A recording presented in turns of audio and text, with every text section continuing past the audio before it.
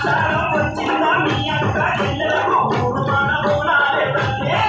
అమ్మ గతము పూజలతో నీ గ్రాముకే కళ్ళవతి తాగిన వచ్చే కల్పవల్లి ఆది శక్తిని నీవై ఆదుకునగానవే పరాశక్తిని నీవై గజలమ్మ ఆది శక్తిని నీవై ఆదుకున